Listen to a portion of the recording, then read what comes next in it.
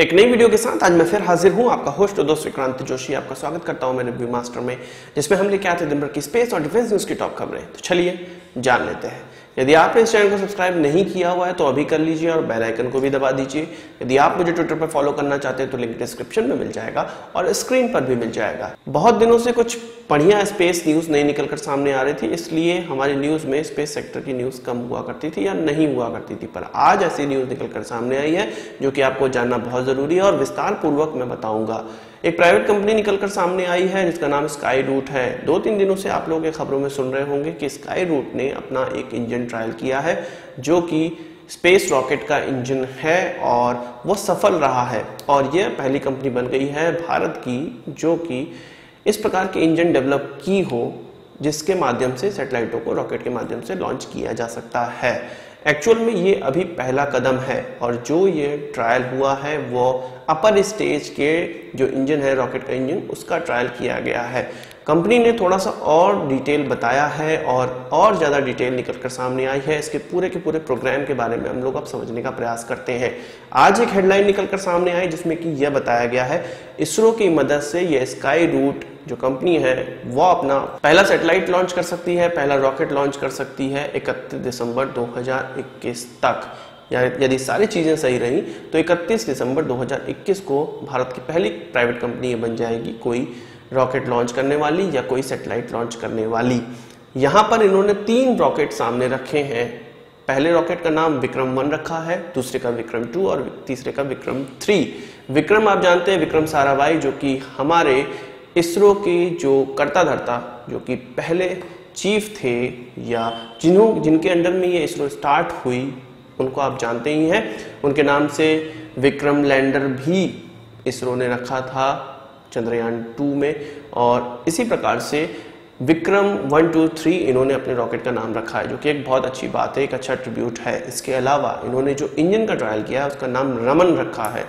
CV Raman ji को तो आप जानते हैं, नोबेल पुरस्कार विजेता, उनके नाम पे इस इंजन को रखा गया है। पर ये जो इंजन ट्रायल हुआ है वो अपर स्टेज का है, बाकी 3 स्टेज के अभी भी इंजन बचे हुए हैं और वो सॉलिड इंजन होने वाले हैं, सॉलिड बूस्टर के साथ होने वाले हैं, यानी कि उसमें जो ईंधन है वो सॉलिड ईंधन होगा। जो ये इंजन का जो रमन इंजन का ट्रायल किया गया है जो अपर स्टेज का इंजन है वो लिक्विड इंजन है। अब बात कर लेते हैं कि कितने स्टेज के ये रॉकेट हैं और क्या अंतर रहेगा इन विक्रम 1, विक्रम 2 और विक्रम 3 में।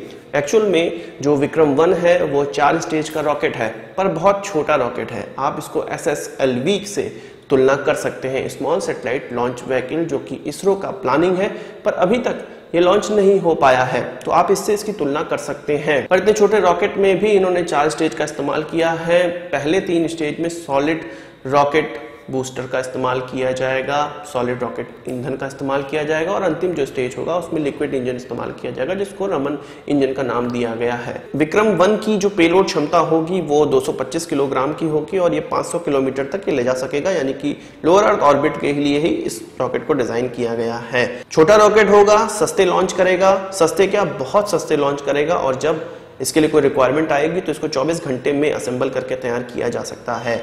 इसके अलावा बात करें विक्रम 2 की तो ये 410 किलोग्राम को 500 किलोमीटर की एल्टीट्यूड में रॉकेट बैठा सकता है किसी भी सैटेलाइट को। और इसमें जो सबसे महत्वपूर्ण अंतर है वो 3rd स्टेज में निकलकर सामने आएगा। विक्रम 1 का 3rd स्टेज क्रायोजेनिक मेथलॉक्स इंजन से रिप्लेस कर दिया जाएगा। यही इन दोनों में बेसिक डिफरेंस है। बाकी थोड़ा सा बड़ा हो जाएगा और ज़्यादा पेलोड, जैसा कि मैंने आपको बताया, लॉन्च करने के काबिल होगा। जब इसकी रिक्वायरमेंट आएगी तो इसको 72 घंटों में यानी कि 3 दिन में इसको बनाकर तैयार किया जा सकता है, लॉन्च साइट तक डाला जा सकता है। इसके अलावा विक्रम 3 की बात करें तो 580 किलोग्राम का वेट यह 500 किलोमीटर की एल्टीट्यूड तक ले जा सकता है और यह विक्रम 2 का ही अपग्रेड होगा। और इसके साथ इसमें क्या अपग्रेडेशन होगा, लास्ट में जो पहला स्टेज है उसमें सॉलिड रॉकेट बूस्टर्स का इस्तेमाल किया जा सकेगा जो कि कॉस्ट में लो होंगे और जब इनके लिए कोई रिक्वायरमेंट आएगी तो इनको भी 72 घंटों में तैयार करके असेंबल करके लॉन्च साइट तक ले जाया जा सकता है। यहाँ पर महत्वपूर्ण प्रश्न यह उठता है कि इसरो को लगभग 2 दशक लग गए इस काबिल बनने में, PSLV और GSLV के काबिल बनने में। तो ये प्राइवेट कंपनी किस प्रकार से इतना जल्दी लगभग 2 सालों में इस तरह से इंजन बनाकर सामने आ गई है। एक्चुअल में जो कंपनी के लोग हैं उन्होंने बताया कि इसरो ने ही इन सारी चीज़ों में मदद की है, जितना ज्ञान है वो इनको दिया गया और 2018 से ये ट्राई कर रहे हैं और अब जाके इन्होंने इंजन को बना लिया है। पर यह भी अंतर है कि इसरो 20 साल में जिन इंजनों को बना पाया है वो इसरो को 4 टन सैटेलाइट ले जाने तक की कैपेबिलिटी देती है, जो कि इनके लगभग 8 गुना के बराबर है। जो इनकी मैक्सिमम कैपेबिलिटी है उससे 8 गुना तक ज़्यादा है। तो यही अंतर है दोनों में बेसिक। पर इसरो ने जो ज्ञान दिया उसके मुताबिक ये बहुत जल्दी किसी इंजन को डेवलप कर पाए हैं। बेसिक जो इस पे पीछे आइडिया था, बेसिक जो ये ज्ञान देने का आइडिया है वह यही है कि भारत भी ऐसा चाहता है कि लो कॉस्ट लॉन्च करने वाले ऐसी कंपनीज, प्राइवेट कंपनीज भारत में आए जो कि छोटी छोटी सैटेलाइटों को इसरो के बिना सहायता के, इसरो के बिना सहायता मतलब इसरो के बिना रॉकेट के ही लॉन्च कर सके। यहाँ पर इनके द्वारा इसरो का सहायता ली जाएगी। वो किस लिए ली जाएगी? क्योंकि पूरा का पूरा हमारे पास इंफ्रास्ट्रक्चर है, इसरो के पास पूरा का पूरा इंफ्रास्ट्रक्चर है। आपको यदि कोई सैटेलाइट लॉन्च करनी है तो उनकी मदद लेने से बहुत सी कॉस्ट बच जाने वाली है स्काई रूट की। इसलिए वो 31 दिसंबर 2021 में अगर सब कुछ सही रहा तो इसरो की सहायता से सैटेलाइट लॉन्च करेंगे। उन्होंने ये भी कहा कि जो बाकी 2 स्टेज के इंजन हैं, जो कि सबसे पहले स्टेज और दूसरे स्टेज का इंजन, वो 6 महीनों में बनकर तैयार हो जाएगा।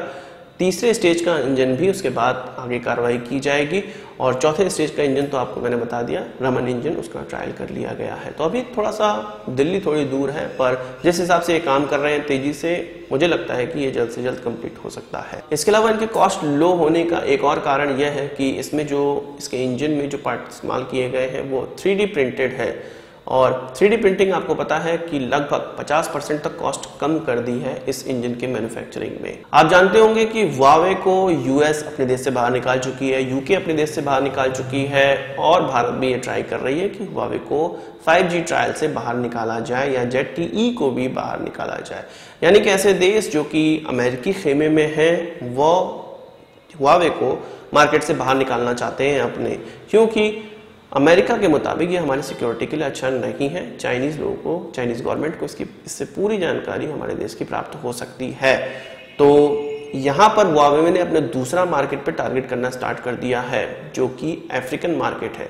अफ्रीका में, साउथ अफ्रीका में अब 5G ट्रायल का जो एक प्रोसेस है वो स्टार्ट होने वाला है और वहाँ के राष्ट्रपति ने ये कहा है कि उनको पता है कि उनको 5G टेक्नोलॉजी कहाँ से मिल सकती है और वह उसी की तरफ है। यानी कि वो जानते हैं कि उनको हुआवे से ही 5G टेक्नोलॉजी प्राप्त हो सकती है और सस्ती टेक्नोलॉजी प्राप्त हो सकती है। जानकारों के मुताबिक, जानकारों का यह कहना है कि इस चाइनीज वायरस के सिनारियो में सस्ती टेक्नोलॉजी या आपको पैसों से भर देगा कोई देश तो वो केवल चाइना है। इसी प्रकार से साउथ अफ्रीका को सहायता मिल रही है। इसके अलावा Nigeria, Uganda, Morocco, democratic Republic of Congo, Egypt इत्यादि देशों में हुआवे अपने पैर पसार रहा है और 5G ट्रायल के लिए अपना जो प्रोसेस है उसको स्टार्ट कर रहा है। इससे पहले आप जानते हैं कि हुआवे के पास लगभग 56 देशों में इक्विपमेंट लगे हुए हैं जो कि इस प्रकार के डेटा नेटवर्किंग से जुड़े होते हैं और हमारे जो नेटवर्क हमें प्राप्त होता है वो इनकी इक्विपमेंट के माध्यम से ही प्राप्त होता है। तो हुआवे का US और यूरोप का मार्केट जा रहा है तो वह अपना जो पूरा इन्वेस्टमेंट है वो अफ्रीका में लगा रहे हैं और साउथ अफ्रीका इसमें सबसे अग्रणी रोल निभा रहा है। चीनियों का पूरे के पूरे अफ्रीका में बहुत सा बेल्ट एंड रोड इनिशिएटिव जो उनका है उसके तहत काफ़ी प्रोजेक्ट लगाए जा रहे हैं। कीनिया में, जिम्बाब्वे, हर जगह उनके प्रोजेक्ट लग रहे हैं और इसी का फ़ायदा उठाते हुए वो अब हुआवे को भी वहाँ पर व्यापार दे रहे हैं या हुआवे वहाँ पर अपना पैर पसार रहा है। तो चीन बहुत तरीके से अफ्रीका के अंदर घुस चुका है और आगे आने वाले समय में मुझे लगता है 10 साल तक उनको वहां से कोई बाहर नहीं निकालने वाला है। आज की इस वीडियो के लिए बस इतना ही। आशा करता हूँ वीडियो पसंद आया होगा, आपको एक बड़ा थम्स अप जरूर देंगे। इस वीडियो से कोई सवाल सुझाव हो कमेंट बॉक्स में जरूर लाइएगा और यदि आपने हमारा चैनल सब्सक्राइब नहीं किया उसे भी कर लीजिए क्योंकि हम इस प्रकार की वीडियो लाते रहते हैं। नमस्कार, थैंक यू, जय हिंद।